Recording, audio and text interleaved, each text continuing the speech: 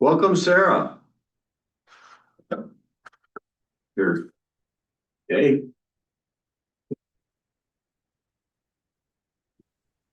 Let me try that again. Thank you. Good morning. How are you? I'm fine. How are you?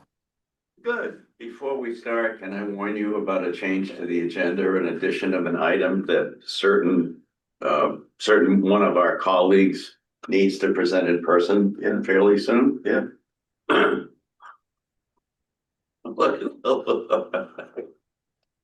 We miss you. Oh, me? I gotcha. Maybe there'll be a shift of the tectonic plates and Aroostook County will be closer someday, but I don't know that we want that. I don't know that you want that. Yeah. I was just bear hunting up in Aroostook County last week.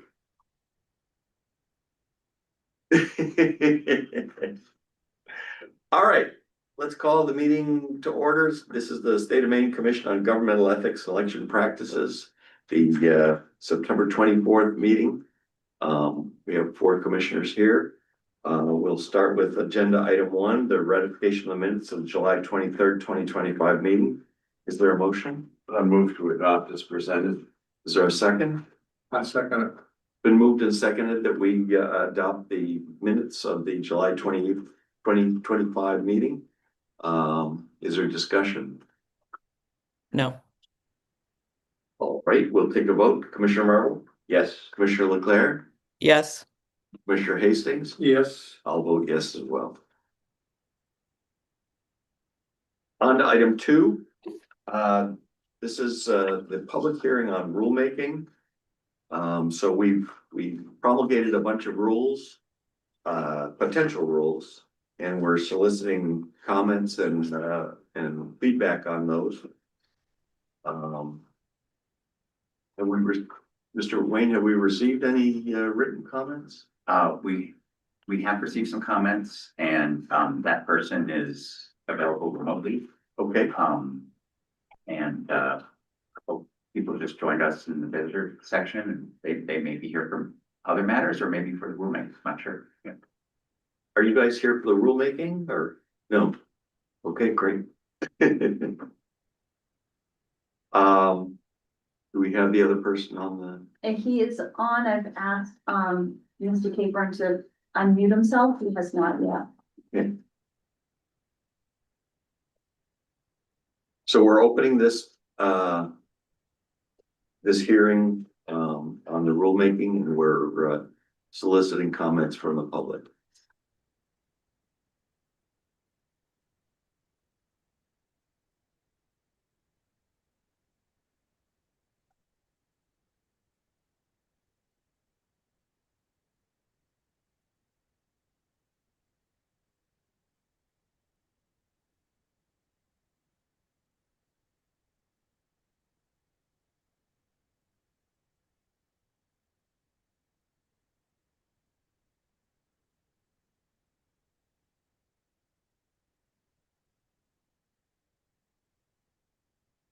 Oh, he says, I have no comment at this time. He did have a written comment that is at the desk. Yes, we have his written comment, and we'll take that into account.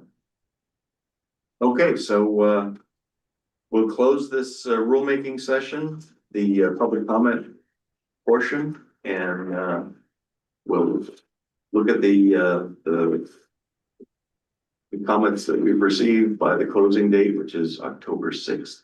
I believe it's October 2nd. Oh, No, wait, I'm sorry. Important to have the right date. Yeah. October 6th, you're right. Okay. Thank you. The closing date for public comments is October 6th. And so we'll accept comments, written comments until then, and we'll take them into account when evaluating the rules. So I'll close the meeting, or I'll close the rulemaking public hearing on rulemaking. Agenda item 3 is the paid radio messages promoting the 2024 legislative candidates in Aroostook County.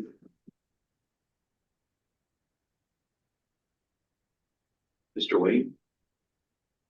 At your your last meeting, you had asked us. Oh, well, actually, Oh, let me that's make right. sure, is there anybody here for, We are still waiting on, Mr. McCray. Let's see.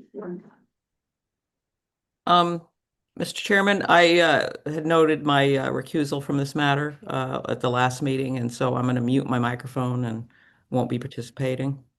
okay, thank you. Yep. There we are. Okay, so, are you folks here for this, for agenda item 3, the, paid radio ads in Aroostook County?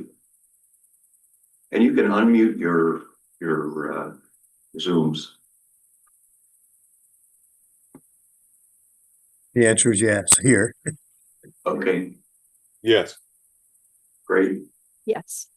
great. I'd like to have you introduce yourselves if you wouldn't mind.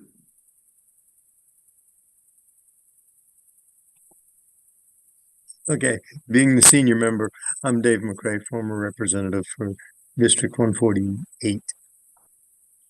and I'm the other old person. I was the candidate for Senate District 1. Terrific. I'm not the other old person. I'm Melanie Tompkins. I was a candidate for House District 6. Terrific. So what we'll do here and what we ordinarily do is I'll have Mr. Wayne give us some background on the issue. We'll hear from you guys if you wish to speak, and then we'll evaluate what to do. Mr. Wayne. Right, this is a report back from the commission staff on an investigation that you asked us to conduct at your last meeting. The Aroostook Democratic County Committee had been late in filing its 2024 campaign finance reports and was looking for assistance in filing those reports from our staff here. And we became aware that just before the 2024 general election, on October 28th, the Aroostook Democratic County Committee paid $1,999 to a local radio station, Channel X, broadcast paid messages that promoted 6 Democratic legislative candidates on election day.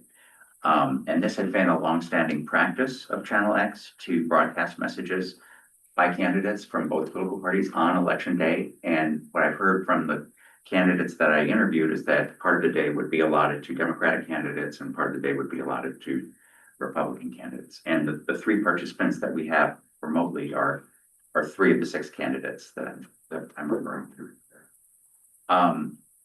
So in talking to the treasurer of the county committee, he conveyed to me that he thought this was compliant under the election law because this is the way it has always been done in Aroostook County. Both parties had participated in this, and he had been told that if the committee was paying for advertising to promote an entire slate of candidates, there was an exception or provision in the law that allowed that. Generally, the way the election law works is if I'm a candidate and someone pays for my advertising time so that I can get a message out, even if they arrange for the message, that's a contribution to me if I've participated in that kind of transaction. But there is this exception for party committees that says if they're paying for like a mailing or an advertisement that refers to, or it says lists 3 or more candidates in a substantially similar way and is restricted to certain content like information about voting and the candidates' positions, that's an exception, and that's actually not a contribution to the candidates. And the candidates can participate in those kinds of slate card or advertisements by providing a photo or providing a message or whatever it is. And it's sort of a kind of free advertising for the candidate that the party is allowed to do under the law, as long as it meets all the conditions in that exception. In the opinion of the commission staff, these particular messages that the Democratic County Committee paid for don't meet the exception, because our understanding is, based on the one sample audio recording that we got from the radio station, is that there was a group conversation that happened at a restaurant in Caribou, Maine, but that it was edited by the radio station so that each candidate got sort of their own message that was broadcast at 3 different times on the morning of election day, that what the voters heard was not a group conversation is what we understand, and it didn't refer to 3 or more candidates, it just was about one candidate. So from our point of view, it doesn't quite meet the terms of this exception. And we're recommending a finding that the candidates received an in-kind contribution, which, because all the candidates participated in the Maine Clean Election Act program, what would have been a violation. And the reason that staff is at least recommending that you call it a violation is that part of our job here as staff is to make sure candidates have an understanding of what is an in-kind contribution. That if they're receiving a free service, we would like something to click or a little bell to go off in their mind that says, oh, this could be a contribution. I need to understand if I can accept this. Is it within the restrictions? Does an exception apply? And we realize not every candidate thinks that way now, but that's sort of part of our long-term. And we share that mission as well. Yeah, absolutely. So, at the very least, we would like to urge the commission call it a violation. The commission can assess a penalty against the candidates if you wish. And I presented some reasons in the staff for doing that or not doing that. In addition, we think that the county committee, who I think is not represented here today, made a couple of mistakes in their disclosures.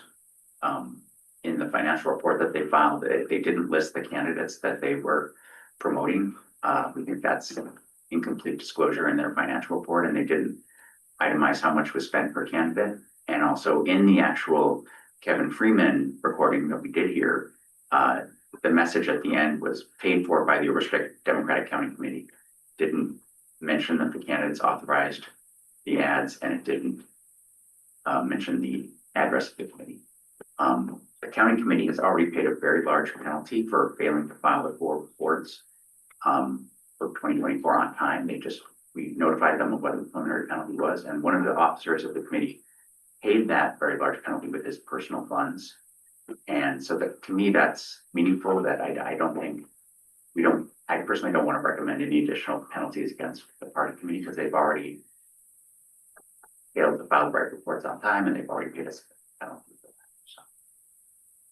Sorry to go on for so long, No, but no. those are our recommendations and those are our preliminary findings. No, thank you for doing the investigation. Are there questions from commissioners for Mr. Wayne? Not at this time. Okay, we'll hear from the other witnesses. Mr. McCrae, if you'd like to address us. Yes, I don't really know a good way to go at this. We did meet at, I believe it was the Bar and Grill in Caribou, Maine. There were 6 of us there. We had considerable discussion before the taping. We had things that we would like to convey. Mr. Mello, the interviewer, asked the questions, asked pertinent questions that would explain our points of view and whatnot, and of course help Democrats perhaps win seats that we didn't. And that was kind of it. We had a good discussion. I felt that it was a very good discussion. I felt that all of us had a good opportunity to speak, and that it was a group effort, very definitely a group effort. Didn't have any thoughts about how it would get edited and presented on election day. Just that we felt that we had a good meeting. The interview was good. Our responses were good, and really didn't give it another thought. It was a past practice. Certainly nobody there thought for 1 minute that it was anything different than in the past, and that we had always done it that way, and that it would go forth. And until I heard from Mr. Wayne, probably 5 or 6 weeks ago, that was like whoa, where did this come from? I was just shocked. I wasn't alarmed, but of course it's a thing that we all should be concerned about. And I was duly concerned, and it's been in the back of my head ever since. And I've been looking forward to this meeting to see how it was going to come out. would be happy to answer any questions that you have of me, as my two colleagues would also. So really, that's all I have to say. Thank you, Mr. McCray. Do commissioners Sure. have questions? I will in a moment. Okay. Ms. Tompkins, we'd love to hear from you.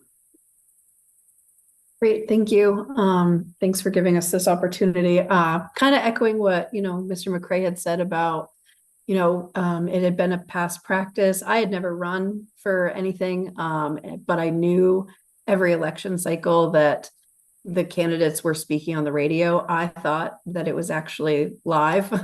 So when I was asked to record, I was like, oh, I guess that's a little different. Makes sense. And I listened to the recording of Mr. Freeman, and while I think it probably is pretty accurate of what our segments played, I think there's a missing piece where what Mr. Mello also said, because he made it sound as though now we're coming back, we're continuing our conversation with the candidates for the Democratic slate. So it was a little bit of context that I think is important to show that it wasn't just Mr. Freeman talking to Mr. Mello, and it was a slate of candidates that were there. And yeah, I mean, obviously no ill intent, we all understood we're clean elections candidates. We want to follow the rules. So yeah, thank you. Okay, thank you. Any questions for Ms. Tompkins? Mr. McLaughlin? Well, this was my first election cycle, so I'd never run before, and I was certainly surprised when I heard that we had violated any of the Ethics Commission's guidelines. We sat around a table, had a conversation, and were recorded individually around that table. But I really didn't get the sense that that was going to be broadcast as individual ads. We were more along the lines that there was going to be part of that conversation. So I had no control over the way the radio station did it. And if you think about it, the radio station wouldn't run a straight 1 hour program for either party. So the other question that I have is if this is the guidance, then certainly we won't do that again. I don't know that it was that beneficial to our campaigns to begin with, but what do we do about the past practice where it has been done so many times before? Will they also be penalized for the same kind of things? Because what I'm told is before this meeting, where we all met around the table, they were interviewing candidates individually and then kind of putting it all together. So I look forward to your guidance. Certainly was no intent in any of us trying to work around the rules of the Ethics Commission. Thank you, Mr. McLaughlin. Any questions? Yes, please. I'd like to ask the three of you to just simply let me know of the basics. How did this convene? Who invited you to the discussion? And how was it described as to what was going to take place? Who provided that information to you? For me, it was the radio station. They contacted me and said, this is how this has always been done, and there will be a group of candidates, and we'll be just answering questions, and it was pretty much explained that it wouldn't violate any of the rules, that it would be sponsored by the Aroostook County Democrats, but that the Republicans would also be doing it, and so we should do it too to match up. That's the way it was explained to me by the folks at the radio station, and that it would be a group discussion. Yeah, I'm glad Vaughn remembered that it was the radio station. That's what I was thinking, that I really wasn't about to say. Well, it was definitely them, because I really wasn't sure where it all began. But as he was explaining that, and just as he started, I thought, yeah, now that triggered my memory on that. So I agree. Yeah, so I had shared the invite email that I had gotten from the radio station with Mr. Wayne that said, be here. We're looking for a location, but this is the day and time. We're going to be recording whoever shows up.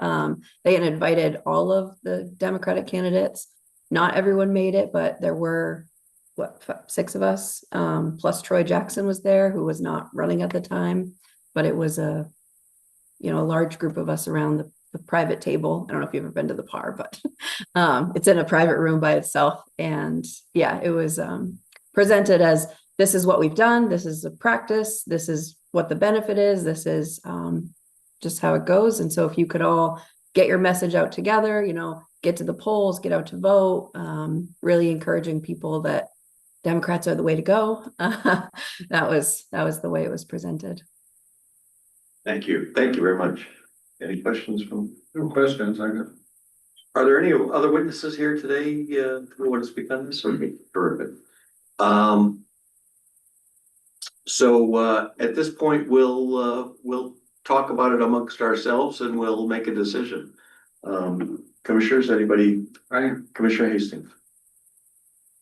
I have to say, this may be the most innocent violation of our statute that I've seen in my 6 years.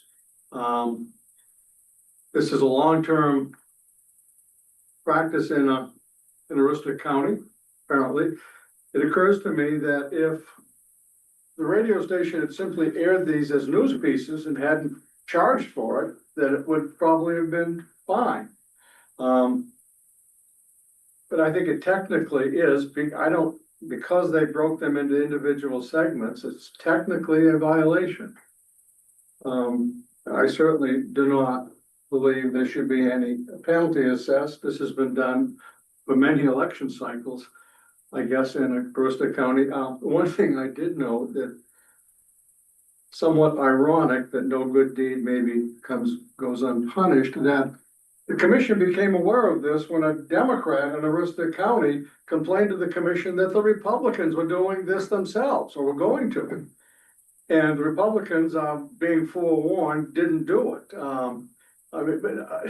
Equally, I do believe it's technically a violation. I don't believe that there was any intent to violate the rules, or even they just thought they were doing what was always done. And I would hope that I would move that we don't impose any penalty to the candidates.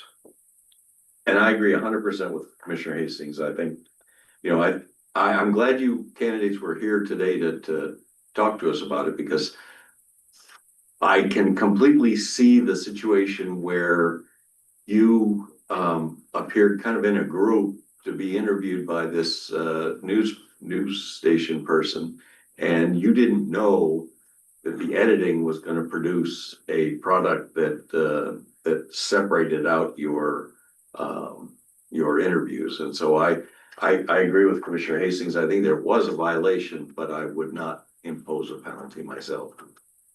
Commissioner Marble? I'm looking at it similarly, but slightly differently. I'm thinking of other instances of in-kind contributions, and generally, if my memory is at all accurate, there's usually an understanding at the front end between the candidate and the donor about what is going to take place. I don't see that this happened that way this time. And again, correct me if I'm wrong, but I'm not seeing the candidates forewarned or having it explained ahead of time that while this is a group conversation, we're going to carve it out into pieces and run these individually, which then is an in-kind contribution. So I'm hesitant. I'm real close to you, but I'm hesitant to vote that there's a violation due to the lack of that kind of messaging or understanding on the front end. So if someone can clarify that further, or say, my reasoning is faulty, or we've had other exceptions, then I'd be wide open to that. But that's where I'm at. Mm-hmm. Yeah, I think your reasoning is fine. I think the fact of the matter is that a violation occurred, and the investigation produced the whole kind of train of events that resulted in the interviews being broadcast and paid for, and that resulted in contributions to the candidates, to my mind. But I think the candidates were largely, in the dark about what was happening. And, so I would not impose a penalty. So beyond the scope of just this situation, but in general, candidates could receive an unsolicited in-kind contribution and therefore be in violation of the rules. If they keep it, yes. I think, Would they need to have some sort of control over how that played out, or who had benefited, or? you're getting to kind of the mens rea idea, and maybe Mr. Bolton can Yeah, I shed was, some light. I was looking at the statute, I mean, so that I think the operative word in the statute to think about is accept, right? They are not allowed to accept any contributions. So I think what you want to, there's, the chair is right, there's no intent requirement, there's no, it's not a negligence standard or a reckless standard or anything like that. It just says you cannot accept contributions. But So if you can't, if you're not prepared to define or understand the contribution heading your way, can you accept it? I think that's the question, right? Like it at some point, if a candidate, I mean, it does, accept implies that there's some sort of action or acquiescence by a candidate. I don't think there's going to be case law that says exactly what that means. I do think it's probably the case that a candidate doesn't have to do something affirmative to accept a contribution, that failing to reject something could be effectively accepting the contribution. So, but there, you could probably dream up a situation in which a candidate receives a benefit, you know, through an act of God or whatever, that is not them accepting a contribution. Commissioner Hastings. What you're suggesting, Commissioner Marble, is that this was sort of an independent contribution made without any coordination with the candidate, which are allowed. The county committee would have had to report it as such, I guess. But clearly the candidates coordinated on this. They went, participated and did it. So it doesn't meet the definition of an independent contribution. This is a very gray area, especially due to the fact that the radio station unilaterally, although that may have been the practice for many years. Yeah. That they did break it up into segments for each candidate. That may have been the practice for who knows how long, but Mr. Wayne? Well, first of all, I wanted to say for each commission member, you don't have to vote. You don't have to take an action. You could, you don't have to call this a violation. This is, it's a discretion. Okay, and that's for Mr. Merle. I guess I thought long and hard about, is this a contribution under the law? And one fact that made a difference for me is that when we interviewed 5 of the 6 candidates, they all knew that somebody else was paying for the, the advertising time. I think Ms. Tompkins, was not sure. She thought it sounded more like a public service announcement. She wasn't sure if this was a paid sort of message or not. So I think if the candidate's participating in a message and actually giving the message and knowing someone else is paying for it, that is kind of like an acceptance or, participation. That's, for us, they're receiving a benefit and they know they're receiving a benefit. So that's why we thought at least defining a violation would be fair. one other comment. If we find that it's not a violation, then the message from the commission is that it's a practice that's could continue. Seems to me, and That's right. my only reason for finding a violation is that this is an educational purpose for the radio station and the candidates in Aroostook County. I don't disagree with either of those comments. And I also understand precedence and consistency and all those things. It just, and I don't know why I'm pushing back so hard, but even the idea of benefit, I might dispute a tiny bit. I could see a candidate thinking, well, the benefit for this is, I don't know what the word is, but more about the presence of Democrats in the county. It's more about the party. It's more, it's not an individual benefit because we're having a discussion as a group that's going to be aired on the radio. So Maybe it's I'm gonna be honest and reflective here, maybe it's the humility and humanity of the people in front of us.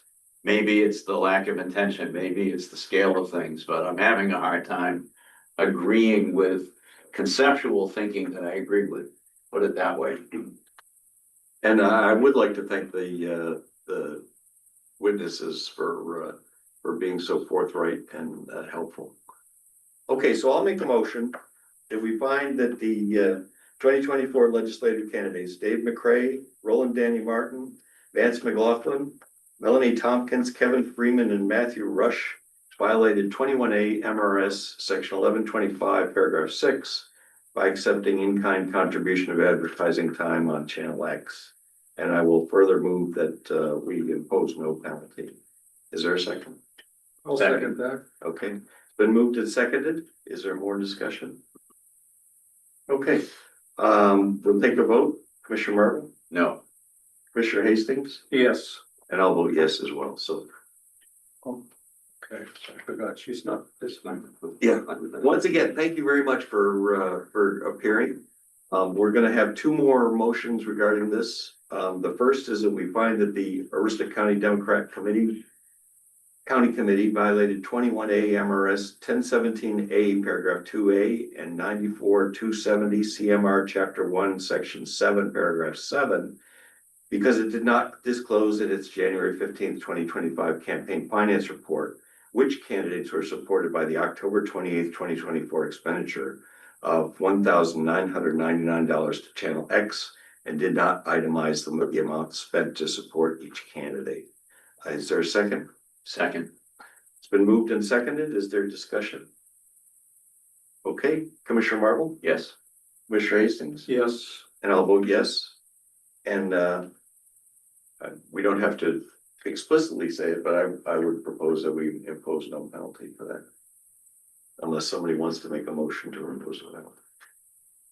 Okay, I'll make the third motion. We find that the Aroostook Democratic County Committee violated 21A MRS Section 1014 paragraph 1 because the election day messages did not include the address of the committee and a statement that the candidates authorized the messages and that we impose no penalty. Is there a second? Second. It's been moved and seconded. Is there further discussion? Commissioner Marvel, Yes. Commissioner Hastings? Yes. I'll vote yes as well. And once again, thank you all for coming and helping us through this. And good luck. Thank you. Thank you. Thank you. Okay, we'll move on to agenda item 4. That's a request for a waiver of a late filing penalty by the Act Blue Maine PAC. Are there people here to address this? Yes, sir. You can appear at the witness table there if you like. Good morning. Thank you very much, Mr. Commissioner. And introduce yourself if you would. I'm Jeff Hunter, partner of Kelly Dry and Warren, a law firm in DC. My professional practice specializes in campaign finance, ethics, and lobbying disclosure. Perfect, thank you. We'll do as similarly as we did last time. I'll ask Mr. Wayne to give us some background. And then we'll give you a chance to address us and then we'll discuss the situation. Thank you, sir. Thank you. Mr. Wayne. Sure. Act Blue is a national fundraising platform where people can go online to their platform and donate money to Democratic candidates and Democratic committees. And it registered a PAC in Maine, and the PAC has been filing reports with us to report the money that they received for Democratic candidates and committees and then passed on to the recipients. The PAC was required to file a quarterly report on July 15th of this year. And that covered the time period of April, May, and June of 2025. During that quarter, the PAC received about $1.2 million that was destined for Democratic candidates and committees, and then passed it on to those recipients. Although the report was due on July 15th, it was 2 weeks late, and it was filed on July 29th. So we sent the PAC a notice of the preliminary penalty amount, and the PAC is here to ask for a full or partial relief. Because there was so much money disclosed in the report, because the report was 14 days late, and because this was the second late filing of the PAC this year, the preliminary penalty was very large. It was $683,731 based on the formula in the statute. And I'll let, Mr. Hunter make his case, but in writing, the PAC underscored is it tried to file the report on time.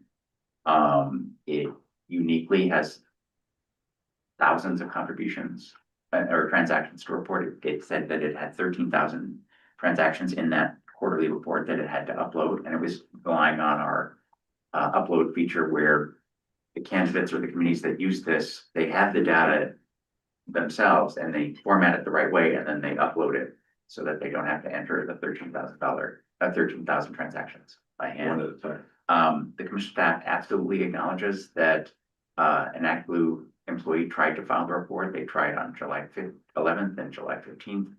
But as I explained in the staff memo, the data needs to be formatted just the right way, include just the right information for it to work. And there's often a certain amount of formatting or massaging of the data to pull it off successfully. And our overall view is, had the PAC started earlier, by more staff time to the effort and had better channels of communication, and could have filed the report earlier. So our recommendation is to reduce the preliminary penalty by 80 or 85% to a penalty in the range of $102,560 to $136,746.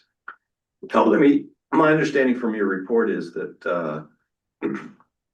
their first attempt to file was on July 11th, and that they couldn't refile because another large PAC had encountered some problems, and that it had kind of, for lack of a better term, clogged up our computer system over the weekend. Can you explain that a little bit? Absolutely. July 15th was a deadline for a number of gubernatorial candidates and large committees that use this service. So the Maine State Democratic Committee was trying to upload a report using this feature on Friday, July 11th. And something went wrong, and so it kind of stalled the system. And I don't know when we became aware of it, but like the chair said, it sort of clogs the system, and other filers like Act Blue that wanted to file it on July 11th weren't able to. So the sort of the results, or the sort of response email that the system sends to the filers didn't go out on July 11th as we would have liked. Instead, it was sent out on Monday, July 14th, after an employee at our IT vendor was able to sort of fix the situation. So that did contribute 3 days of delay to the lateness, and we very much regret that. We're sorry. We're looking forward to a better electronic upload feature in our next system. And Which is coming fairly soon. we hope so. Our very firm intention is that the new system will go live in December. So PACs like Act Blue that need to use this upload, or that want to use this upload feature, would file it an October report. And if everything goes as we want, that would be the last time they would use this current feature. And for that reason, we are not, because of that, and also for reasons of large fees, we are not pressing our current vendor to do their utmost to make improvements to this system, because It costs money. right, yeah. Now, they filed on July 11th. Did they not get a notice, either yay or nay, until July 14th? Well, that's my understanding, and I really hope Mr. Hunter will correct any factual misunderstandings I have. Okay. But that's based on when they logged into the system. We do see when the PAC logged into the system. Right, And the right. first, I believe I'm correct in saying the first login after June 30th was on July 11th. So we're making the inference that was the first time the Act Blue employee tried to upload. And then the response to that was in the appendix to Mr. Hunter, or to the Act Blue's letter, and that was dated July 14th. So I think those are the facts. Commissioner, Question. Do I understand correctly that when they did get a response, that they were notified that there were 37 errors out of their many thousands of? That's what Mr. Gilmer's letter said, and I believe that's confirmed in the materials. And they were mostly lack of initial zeros on the zip codes, right? Yes, if you'll just bear with me, it's, right, this is on page, 6, ETH 6, ETH 7. Materials, it does say that there are 37 errors. There are 306 warnings, which I think is like a lesser kind of concern. And, some of them are invalid. I'm seeing 6 invalid or 7 invalid zip codes. Then there are, when an expenditure is uploaded, the payee needs to have a sort of a particular code indicating what type of payee it is, whether the payee is a PAC or a business or a party committee. And the system said that there were at least 20 expenditures where the payee type, which it calls the org ID, is incorrect. So those look like the 37 errors. So one Yeah. other quick, so when that happens, the whole filing is rejected until those 37 errors are corrected. I might need to resort to my colleagues who know Oh, more about please. this system than I do. Please, please. I don't know. That's correct. No. If it is jammed up, if it rejects the upload, the whole thing is rejected. So those 37 errors was the reason for the rejection on the 14th? That's correct. So if there were no errors, it would have uploaded into the system and the committee would have been able to file their report. And they first learned of the 37 errors on the 14th? We first learned of their errors on the 14th. And that's in your memo. It sounds like they first experienced it on the 11th. And we found out about the filtering problem, if you will, the jam up that you were talking to Mr. Chair earlier, that the Democratic State Committee had. They told us about that, so then we reached out to the vendor and said, we're having this problem, and they have to do stuff in the background to reload it and get everybody processing again. So until that's fixed, no one who's using the upload system is able to use it. So typically when a committee notices that something's happening like that, they reach out to us right away because they're used to seeing those files go, and you press upload, and within, depending upon the size of it, maybe 5, maybe 10 minutes tops it takes to process. And if that doesn't happen, please, we'll reach out and say something's not working, it's stuck in the wheel of death or whatever, that thing that just spins on the screen. So the first time that they knew about these 37 errors that they had to correct for the whole thing to be accepted would have been when, on the 11th or the 14th? That is our understanding, is the 11th. They reached out to the commission, this committee reached out to the commission on the 14th. If Mr. Hastings, if your question is, when did they find out what are the errors and what are the nature of the errors? That information they received on Monday, the 14th. They might have known on the 11th, there's some kind of upload Then problem. it didn't But upload. specifics of what's wrong with the transactions, they didn't get that until July 14th. Right, if they didn't get the response back within the 5 or 10 minutes that it usually takes, they would have Yeah. known that it hadn't uploaded. Right. I don't want to test it always takes 5 to 10 minutes, but Yeah, that's yeah, sort yeah. of our. Any other questions from commissioners? Briefly, yes, Mr. Chairman. Please. Just for point of clarification, because it seems I want to make sure that it's not an error on ethics 3, paragraph 4 at the bottom. It says on Tuesday, July 15th, Act Blue reattempted the upload. Then it goes on and it says there were 12,815 duplicates bypassed and 383 pages of data error details. What does that mean? And what does that mean? What is 383 pages of data error details? Is it really 383 pages?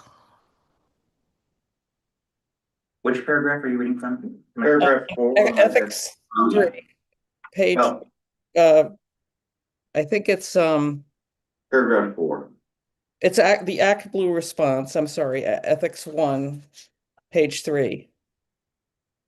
Right, I'll make an inference, about what's happening there. So now we're jumping to, Tuesday, July 15th. They made another attempted upload, and then they got a separate set of results that indicated there were 12,815 duplicates, and that email contained 383 pages of data error details. I assume that they actually did receive 383 pages of details. I think this probably relates to having successive uploads of the very same data.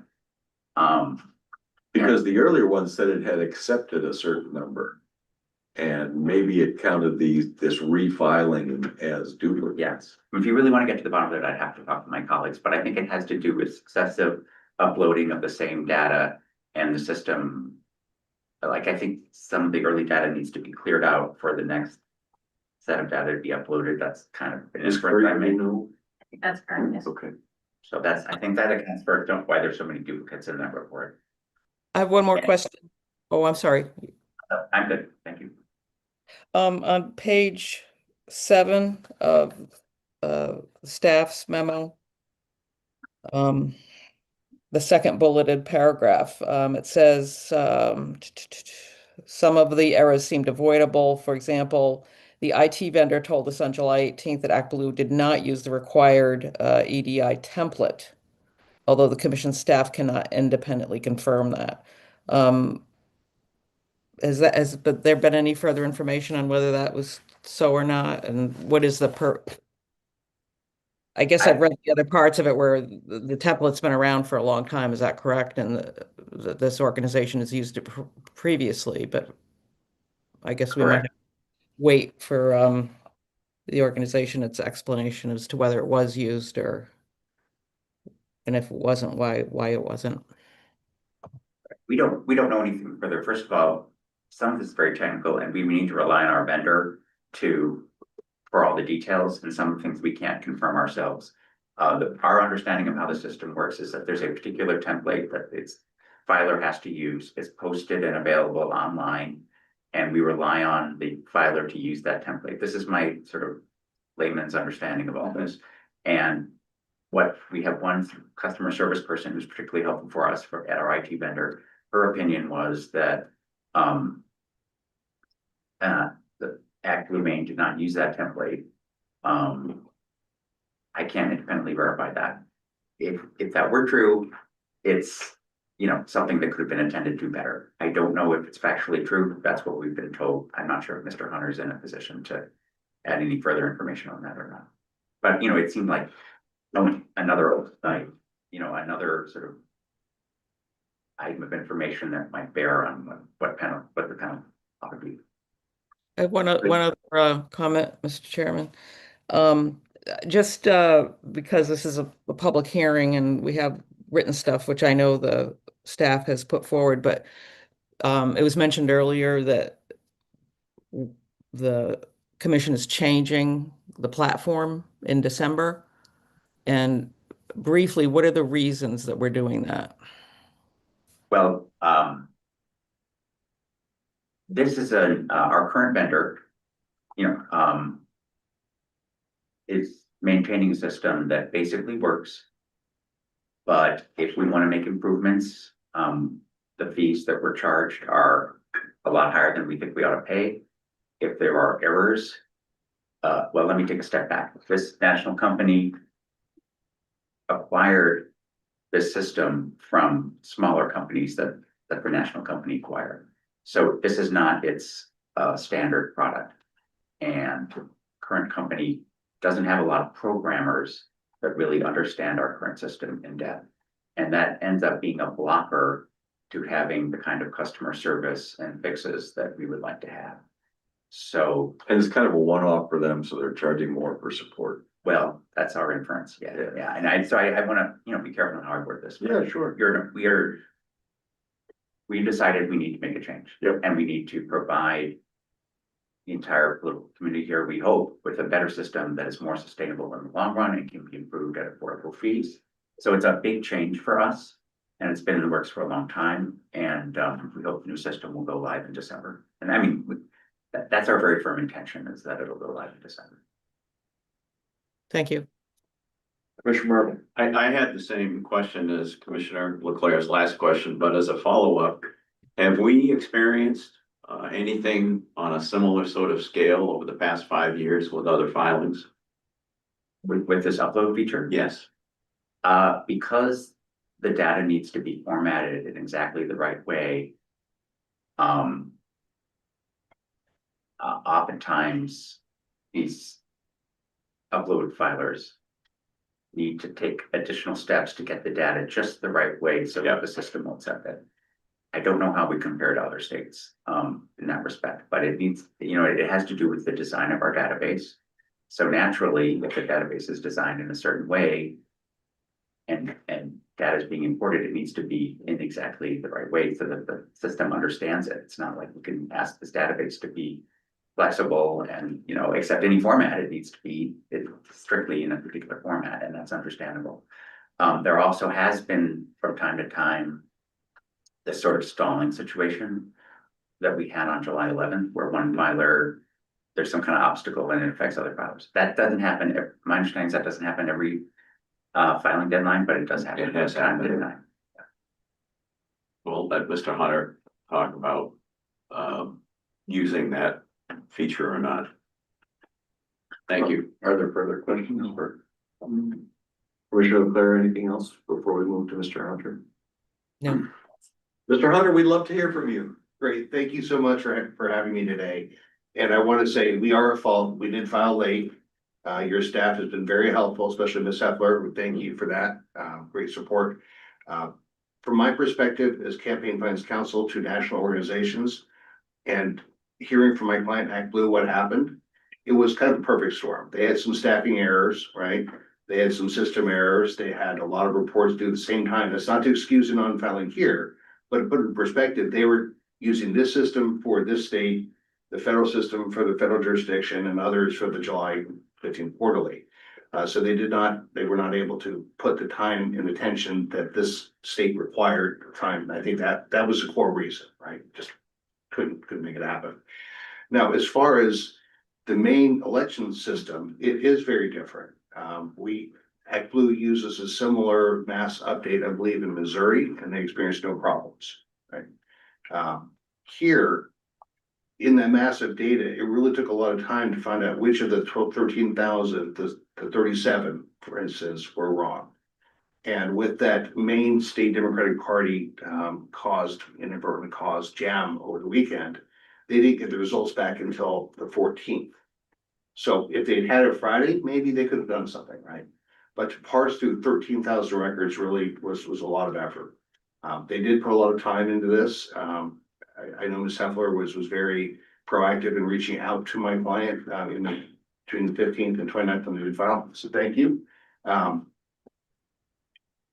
The technical issues really did cause a delay. And I look forward to the new system. Before I went to law school, I was an IT software development manager, so I know all about legacy systems and database design. And it sounds like your system was probably developed around the same time I was doing software development. It needs to be replaced. And it sounds like we're doing that, so I appreciate that. Are there questions for Mr. Hunter? I would like to, if I. Oh. Yeah, please. Well, I guess I'd like to have that question answered about the use of the template. Just does your committee use the recommended template? My understanding is that they eventually did. I would defer to Ms. Heffler on what actually happened. She was in the trenches there with my people. I can only presume, but I think it's highly likely that they were using a wrong template or perhaps one that had worked in a previous election cycle and had some modification that may not work your system, but eventually they got it right. So I think it's likely that is the case, Commissioner. Do we know if that's what made the difference and made it, possible did that make a big difference in the ability to file? I don't have direct knowledge on that. I think it's likely, but I cannot say definitively. Okay, thank you. Are there other questions from commissioners? Yeah, Commissioner Hastings. Mr. Turner, I'm looking at this list of errors. Most of the errors were on the expenditure side, which really had nothing to do with contributions. Is it, I mean, The way that was all totally in control of. The way ActBlue Company. works is it takes $1 in from Jeff and it gives $1 to Joe. It is a middleman. Your typical PAC is gonna raise money from everybody to spend it how it determines if the money should be spent. ActBlue is an earmarker. So every dollar you give to ActBlue, you earmark which campaign it goes to, minus a small fee for admin, and it goes right out. So we're gonna have 13,000 incoming contributions and 13,000 outgoing expenditures. Each contribution is an independent expenditure? Sorry, let me say Don't this they first. aggregate them per candidate? None is an independent. They are all regulated contributions. So you have the incoming contributions, and outgoing disbursement. None of this was an independent expenditure. No Citizens United was present here. But each $25 contribution is then matched with a $25 expenditure? Or do they just take all the contributions for candidate X and aggregate it and send it off together? They have to record them individually, but the way they aggregate. So if we get $110 contributions for candidate X, we'll take 100 times 10, whatever the number is, and then give them $1,000. Right. One check at the end of the period. But still, we have to record the individual transactions as if they were one. Right, election law requires. Yeah. You need the detail for the public interest. Right. Well, there were 12,000 contributions processed and 384 expenditures processed. So as far as the state of Maine is concerned, it's just like it's an aggregate, the expenditures are aggregated. I'm not sure exactly how that would work, but Well, I'm looking at the ActBlue report we have here. I'm just pointing out that most of the error seems to have been in ActBlue handling its expenditures. it could very well be that there are 384 parties, PACs, and candidates that received the aggregated checks. I do want to point out, this is a large amount of data. I'm sure you see this from large gubernatorial candidates. You see this from state parties. The penalty here, $683,000. I understand it's by statute. We're not pushing the statute, valid law. And ActBlue was late from the prior cycle, April 19th, so we get the hiking penalty. But it is a record-setting penalty, and we are very grateful for the staff recommendation to reduce it. I will note that the average over time since 2018 of your reductions from preliminary to final, including those where the parties did not ask for a reduction, was 88.4%.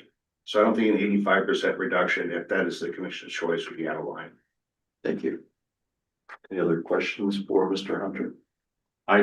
No, I saw Ms. Heffler, I think on screen at one point. I'm just trying to get to the, thank you, the template question and a little bit of timing. Maybe she could help with that.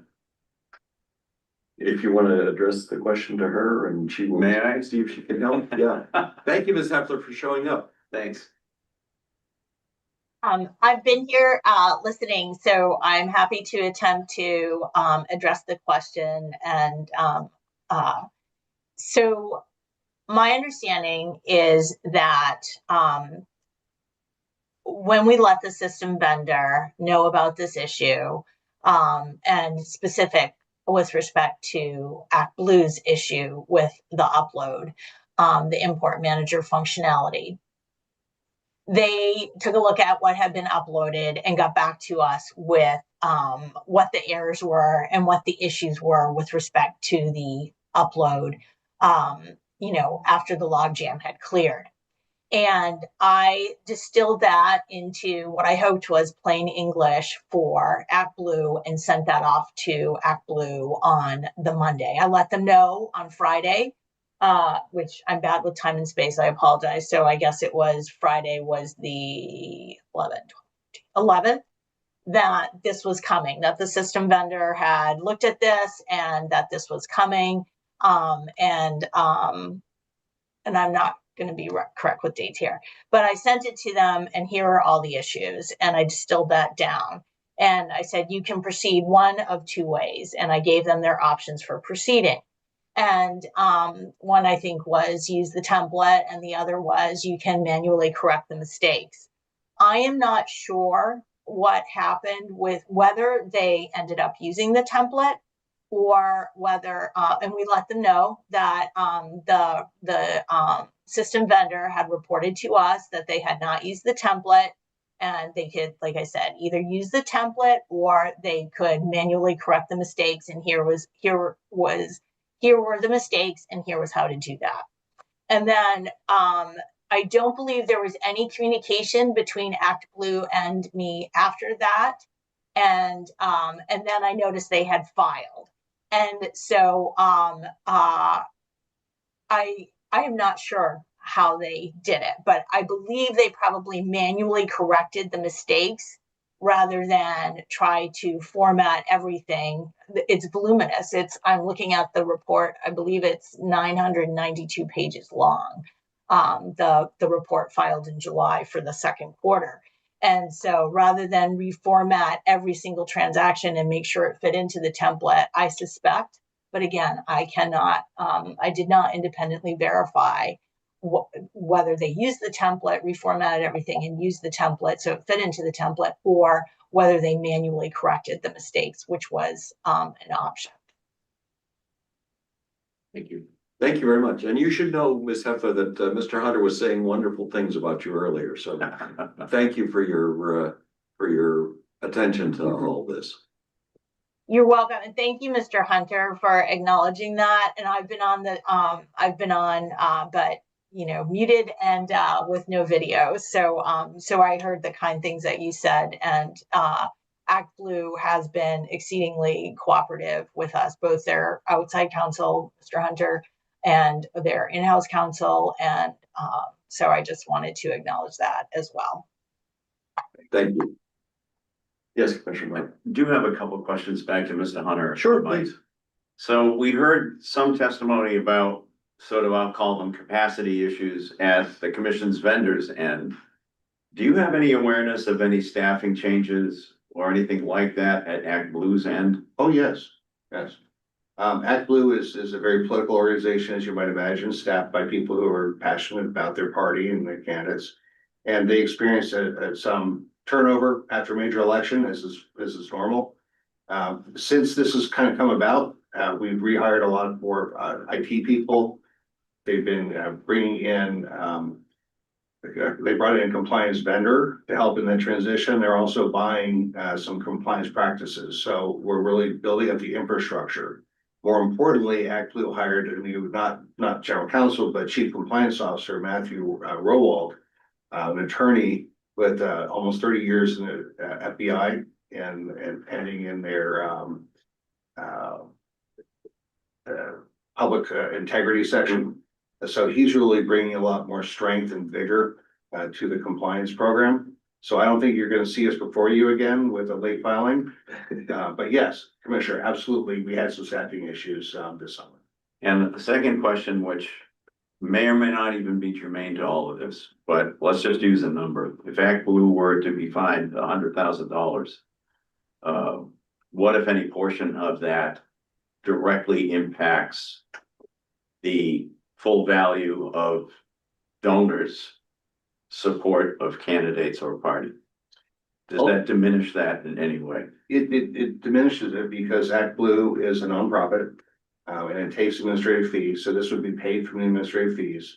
Now, Act Blue is dominant in the space. I mean, it's a big player. It takes in a lot of administrative fees.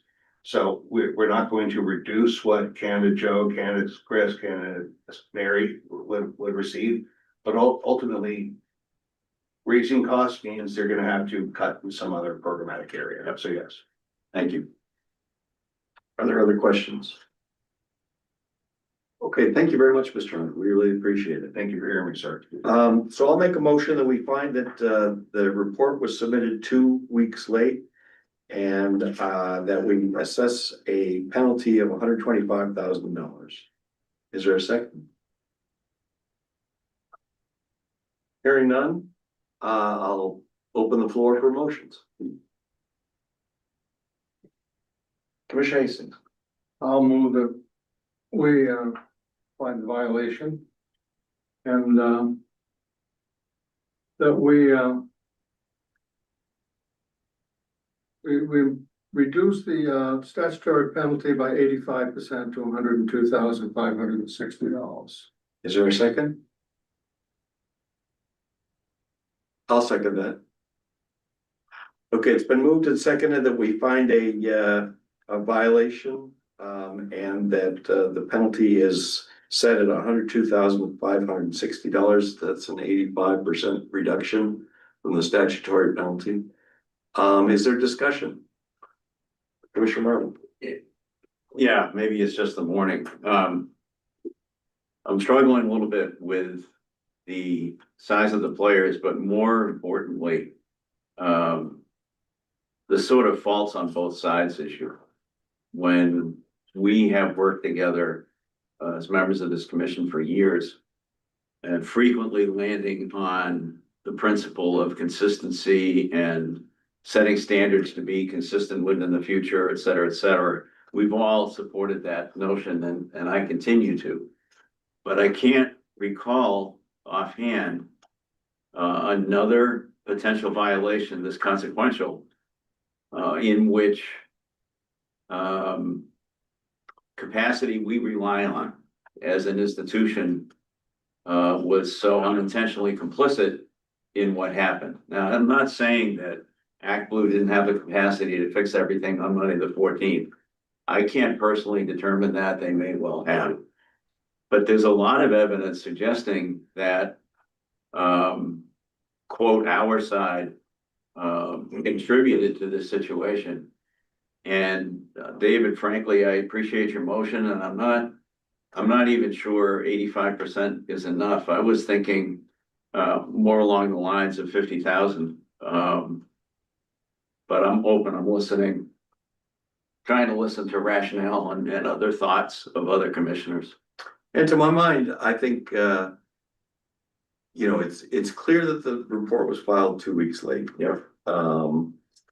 It's also clear that there are several mitigating factors here.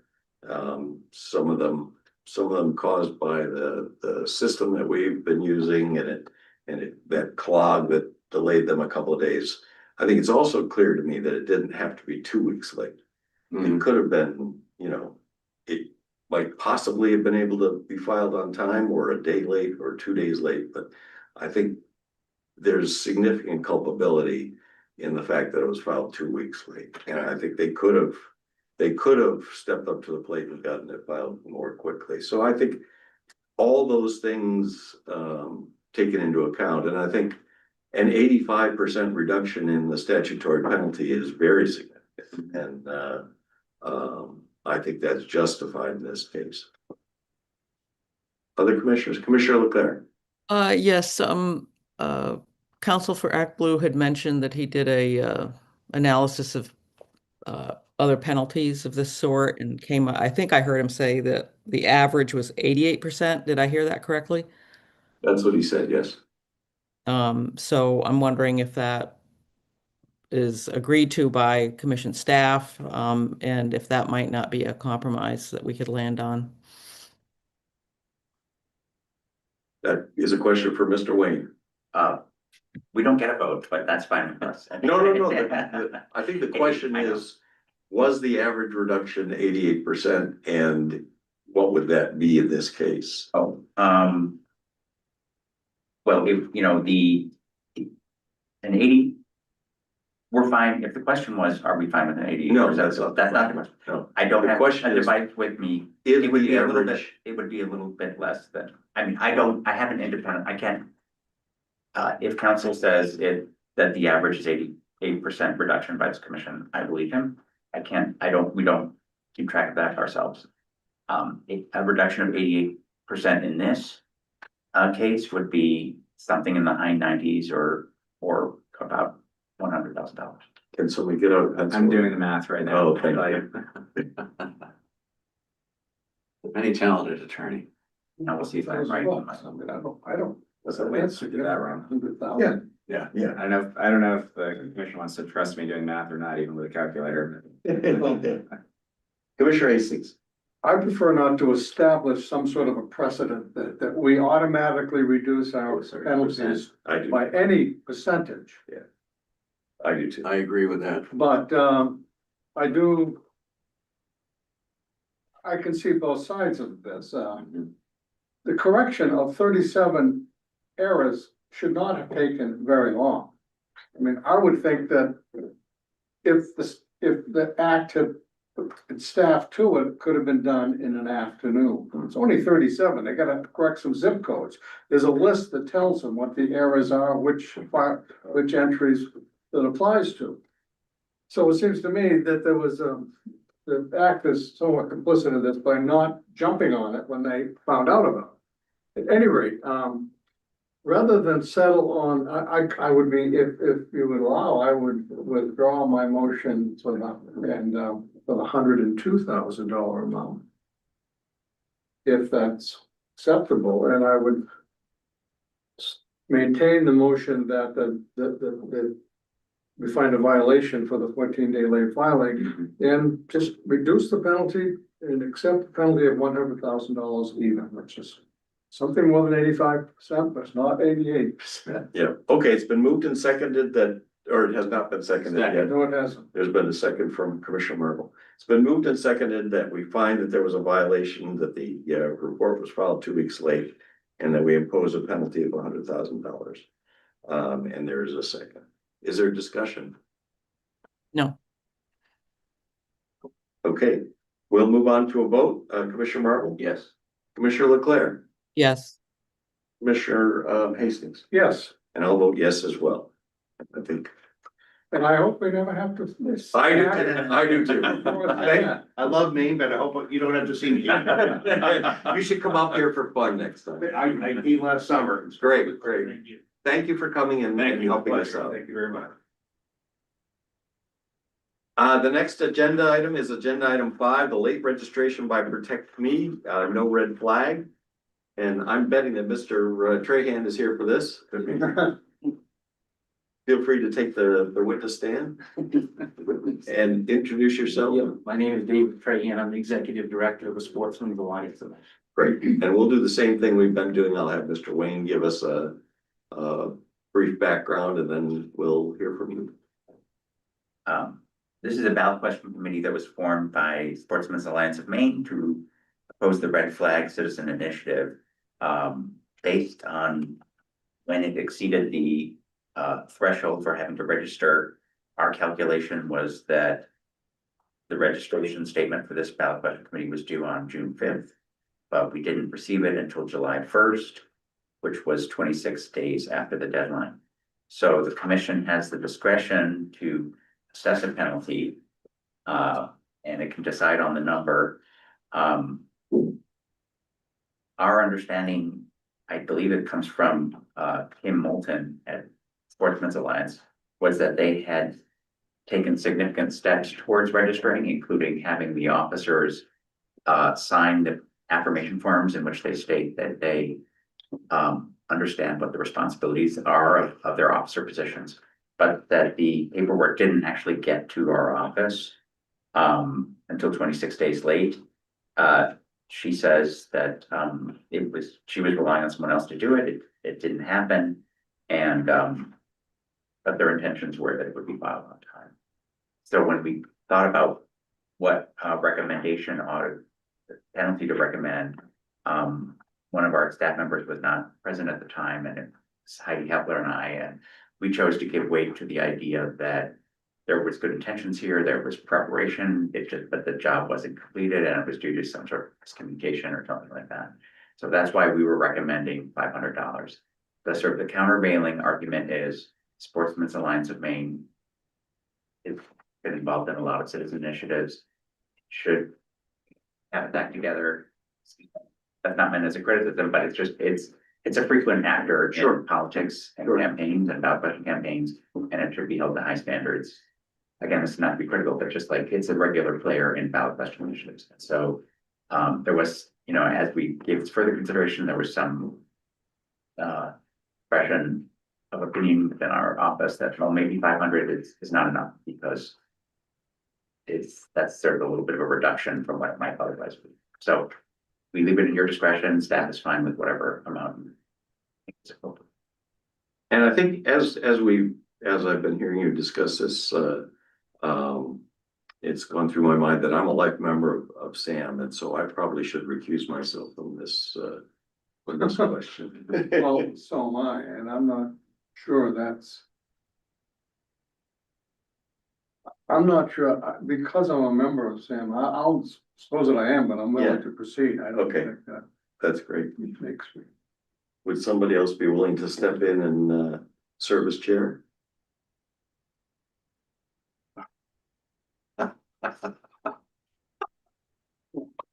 Wonder if Commissioner Leclerc Well, I would like to mean, exercise that Many option. of our things deal with the Democratic or Republican Party, and I'm a That's member of the true. Republican Party. I don't excuse myself from those. That's true. That's true. And I don't think any Democrats have excused themselves from, Right. because they were Democrat. I mean,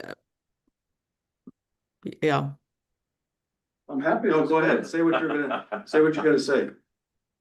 well, it's an interesting issue. I mean, I recuse myself from the Aroostook Dems thing because I'm a member of the Aroostook Dems. Pretty small organization. I'm not sure how large Sportsman Alliance of Maine is, or to what extent that you participate in meetings and stuff like that. But I don't think that mere membership, as Commissioner Hastings says, is disqualifying.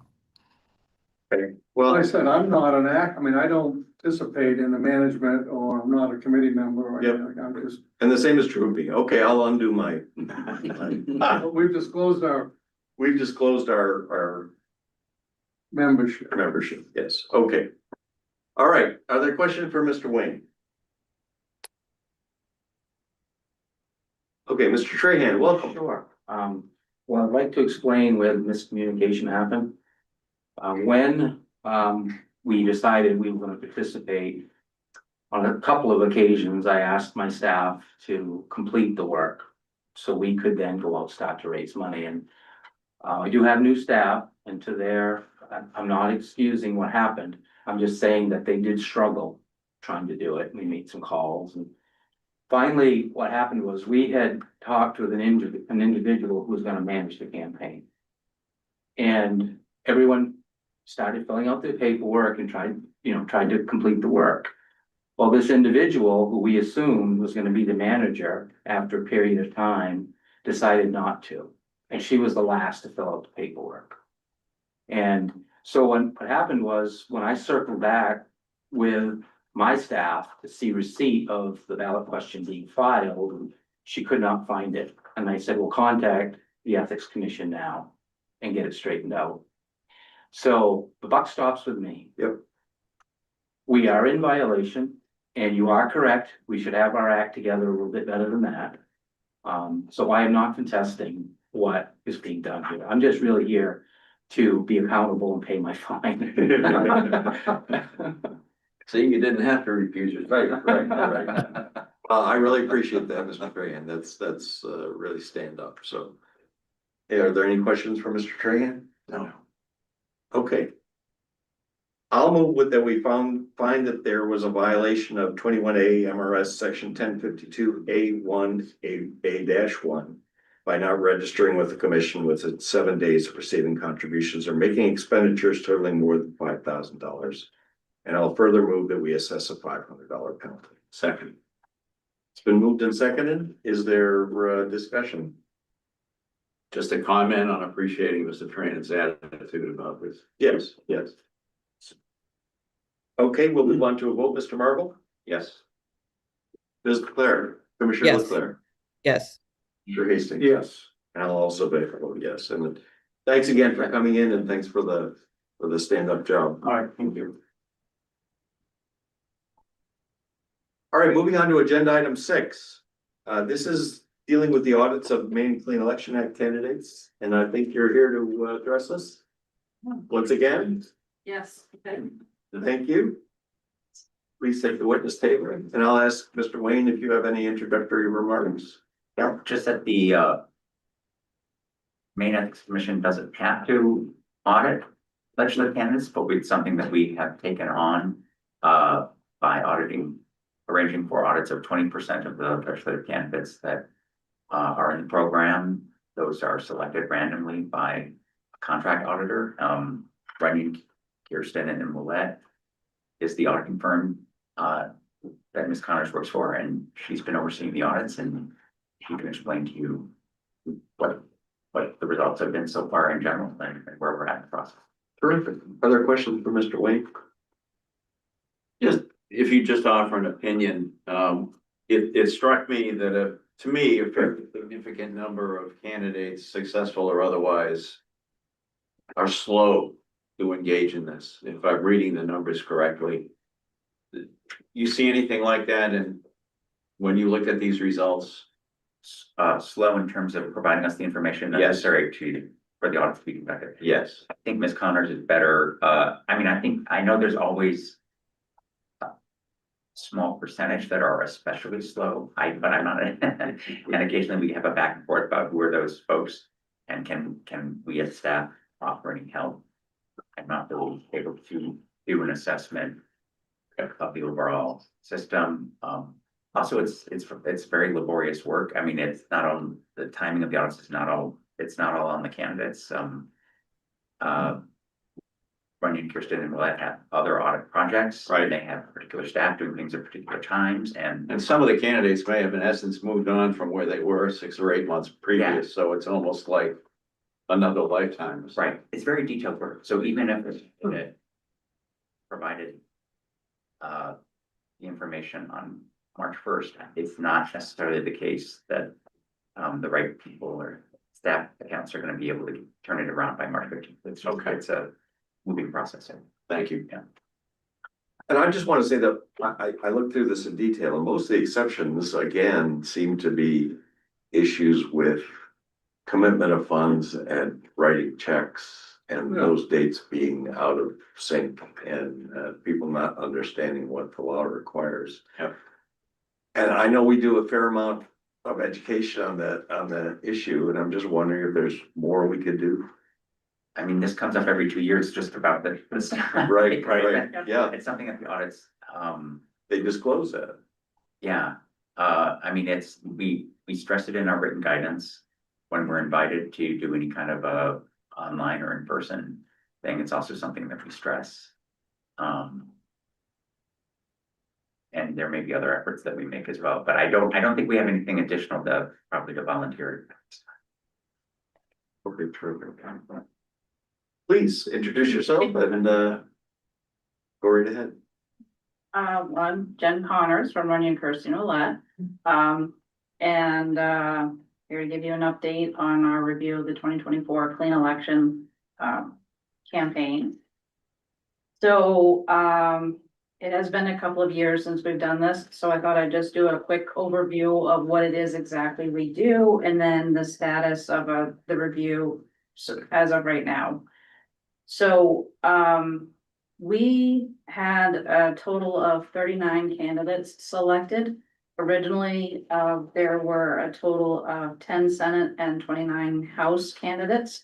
However, one of the candidates did have a death in their family, and we felt that it was too much of a burden for them to undergo this review. So we did drop them out of the sample of candidates to test. So that left a total of 38 candidates. We obtained a list of the candidates eligible for testing from the commission. And that excluded any candidates that had been tested in the last 2 election cycles that did not have significant issues. If they did have significant issues, then we kept them in that pool. We removed any candidates with expenditures less than $3,000 because they had so little activity. during their campaigns. And then we split that list of candidates into Senate and House candidates, and then did the selections from there, using a random number generator. So completely random once we knew, the number that we were to select, which, the commission does tell us ahead of time how many candidates to select for House and how many for Senate. And then from there, we just keep using the random number generator until we get the number that we need. Once the candidates are selected, then we get a list of all of their campaign expenditures, and then we select up to 50% of their total expenditures. So we select the transactions, and then the notification letters this year were sent out in November of 2024. So right at the end of November, the candidates were given a deadline of December 31st, 2024. That notification letter included the list of transactions that we had selected, as well as a list of other documentation that we require in order to do a complete review of their campaign. So as of right now, all of the tests have been completed and reviewed.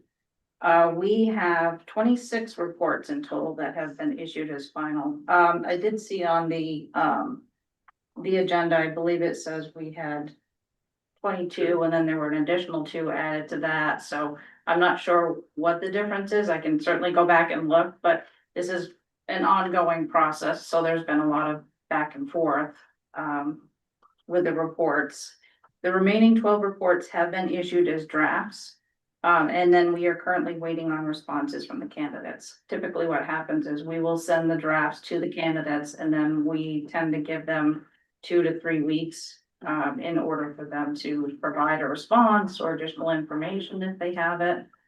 I will say for some of the candidates, they were slow in getting some of the information to us.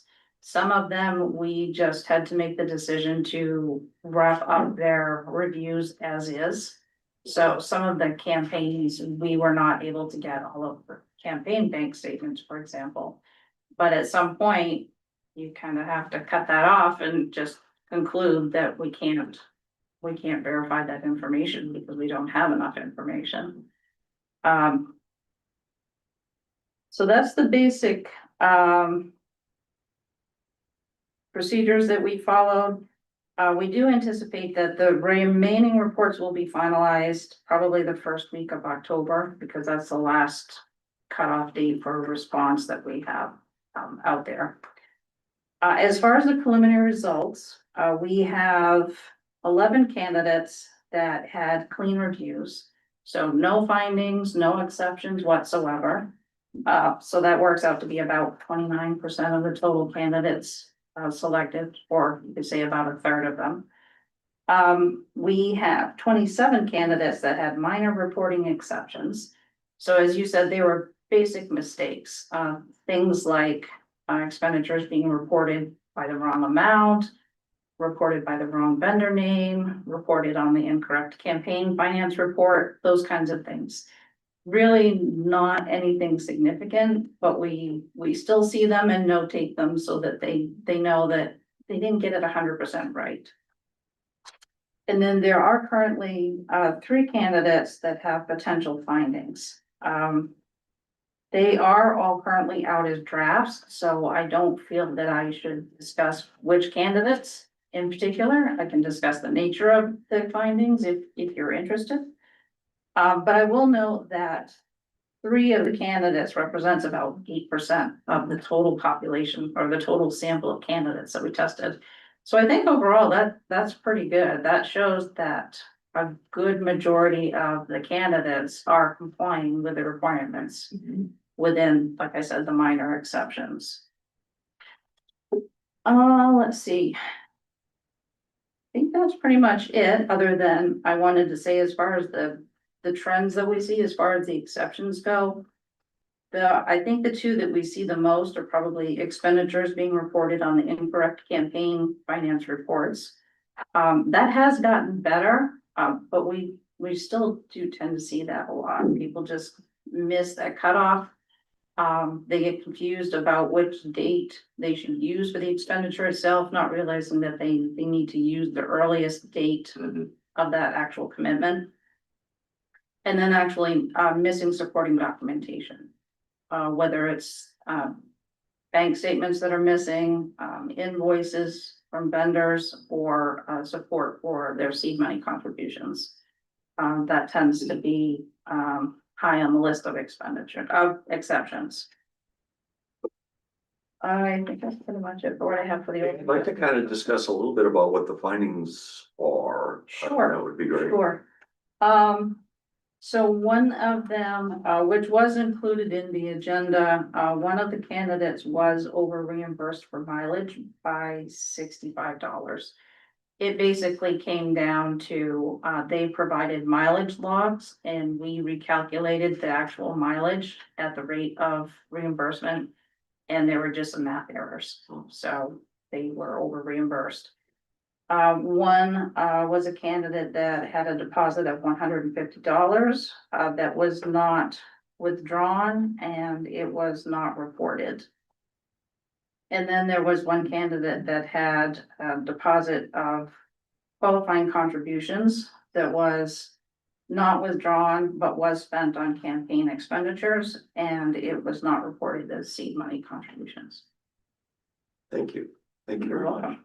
Are there questions from commissioners?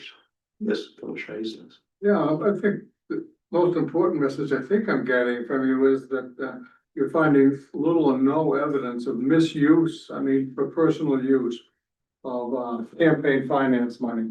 To me, that would be the most important message to the public, that people are not. It seems like most of these errors and whatever deal with improper reporting, but the money was being spent on legitimate campaign expenses. You weren't finding people paying themselves or taking the money for other purposes other than campaign expenses. No, nothing like that. Yeah, then you're right. That's wonderful. That's the important message to me. I mean, Yep. It's easy to mess up the reporting. Yep.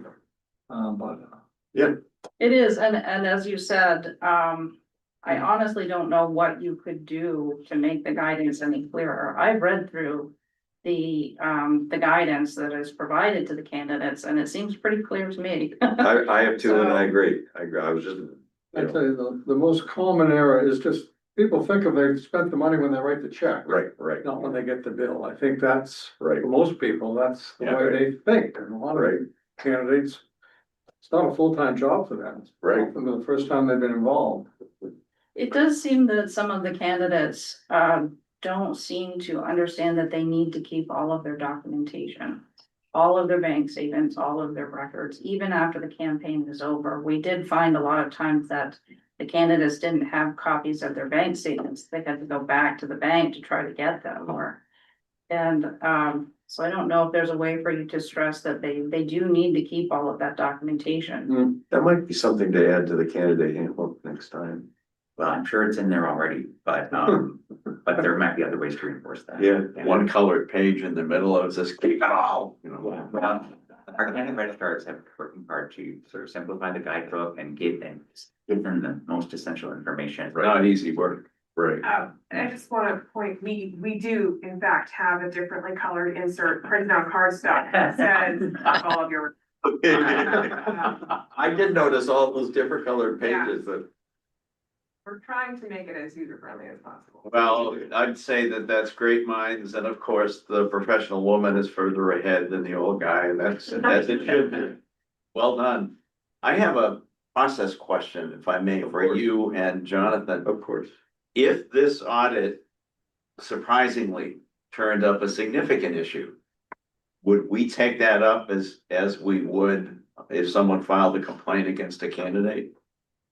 Yes, absolutely. I was gonna say, to my mind, we would, yeah. Okay, just making sure. Yeah, absolutely. I mean, we're entitled to investigate and deal with issues regardless of the source, yeah. Okay. Thank you very much. We appreciate it. Any other questions or comments? Thank you. We really appreciate it. And I know I think it's good news. Thanks for having me. difficult, detailed work it is to dig into all this. It's worthwhile though. Yeah, it is. It is. Yes, it Very is. worthwhile. And I'd like to kind of highlight what Commissioner Hastings said is Yep. the real takeaway is that there's not a lot of fraud going on. Right, no, if we saw anything like that, we would obviously bring that to your attention. Right. And if we see anything that is really alarming, we usually check with the commission too, to say, are we understanding this correctly? Right, right. Are we getting the law right? And Yes, yeah, yeah. Great. Well, thank you so much. We Great. appreciate it. you're welcome. Okay, moving on to agenda item 7, that's legislation to implement the working group's recommendations. Mr. Wayne. So at your last meeting, you had directed staff to move forward with drafting a bill that would implement the recommendations of the working group the commission put together to simplify the reporting deadlines. So we wrote this legislation to include in the packet. I did notice this morning, I regret that I made an error, which is there were overall, the working group is proposing higher thresholds for when a 24-hour report would be due, which would now be a 48-hour report. Right. And I accidentally listed one threshold twice for governor, so it's in 2 different subsections of the bill. So I will eliminate that. Okay. Apologize for that. Follow the date something. Is there a question for Mr. Wayne?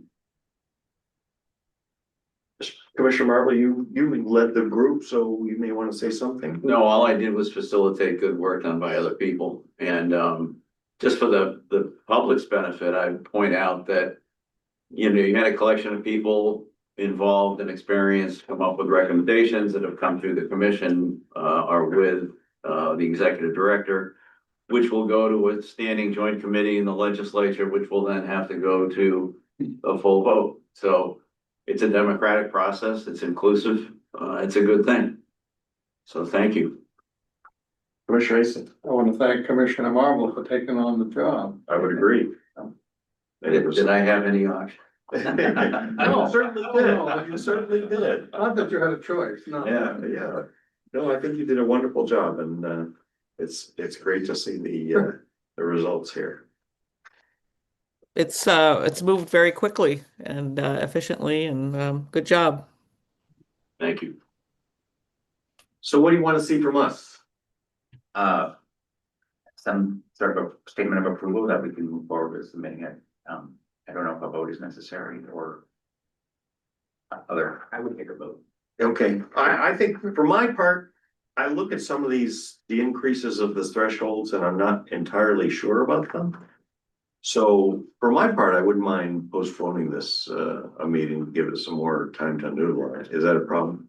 I see your grimace. I'm sorry, I was about to nod and say yes. The cloture, I mean, I think there would be an opportunity, and I can confirm this with the revisor's office to maybe through the redlining process, we could, if there needed to be an amendment, I could find out in advance, but the deadline for agencies to submit bills is in 2 days. Oh, So 2 we days get- from today? Yes, Okay. yeah, so it's this Friday is when agencies have to submit the bills. Okay, Now, but they're always returned back to us for Yeah. redlining, Yeah. and that might be Right. an opportunity, or we are at the committee level, we can always say we've given it Sure. thought. sure. Um, In our testimony committee, yeah. You want to say something? No, that makes sense. There will be an It does. opportunity. It does. All All right, right, we could vote to forward today with the understanding we're gonna review it within process. is that a motion? Basically, sure. Terrific. Is there a second? Oh, yes. Huh? I'm sorry, Mr. Chairman, and to Mr. Wayne, something that occurred to me as we're sitting here is that if we want this to be included or to be in effect for the 2026 election, which I think was the intention of the committee, the subcommittee, we'll need to include an emergency preamble on this legislation. And I'm sorry that I did not think of that when I reviewed this prior to this meeting. Glad you said it Excellent now. point. That's exactly right. Great. So that's something we should probably consider. Yeah, And if you weren't gonna do that, I would suggest you have an effective date after the election, one of Yeah. those 2 options. Yeah, I think those are the 2 options. Would you like to amend your motion to Incorporate those suggestions. emergency, yes, please? Is there a second? Second, yes. Okay, been moved and seconded that we forward these recommendations to the to the legislature for drafting, with an emergency preamble, and that we will reconsider them once they come back for red line. Nice. Is there discussion? No. Okay, Commissioner Marvel, Yes. Commissioner Leclerc, Yes. Commissioner Hastings. Yes. And I'll also vote yes. Terrific. Is there other business to deal with? Just wanted to mention, the next meeting, an item has come up regarding a candidate for governor.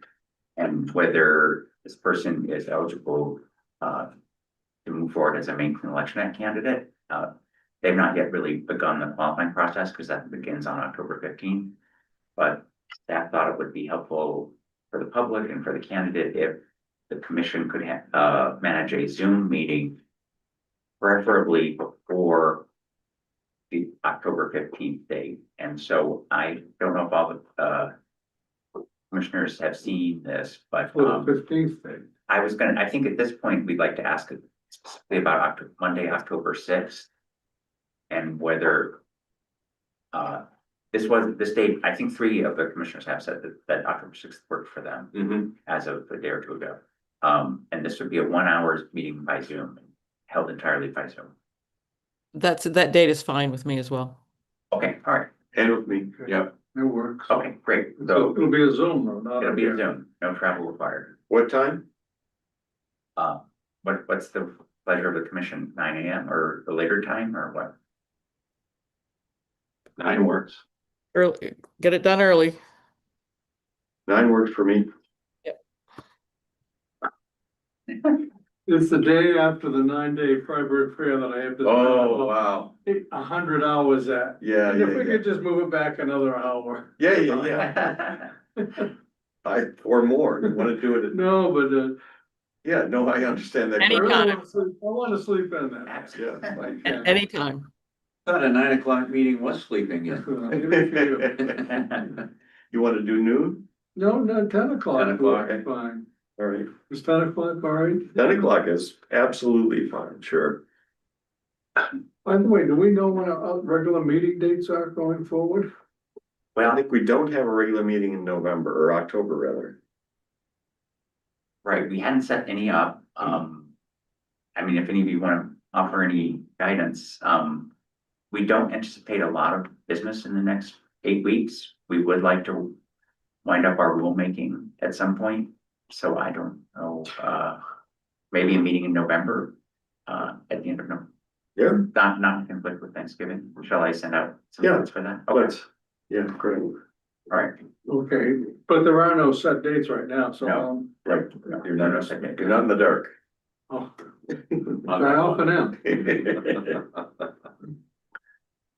All right, well, I would accept any motions that anybody cared to make. Move to adjourn. Is there a second?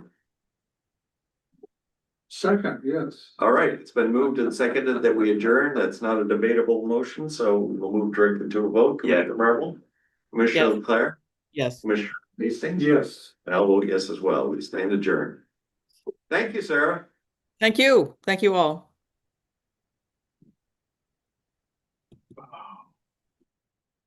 Great. Thank you, guys. Yes, very much. I had something I wanted to you. You're always shedding light on. Are you aware of this? I read that memo, it didn't even occur to me about the emergency preamble, so I'm sorry. Yeah, but then it, Yeah, At least I thought of it eventually. yeah, I didn't think of it.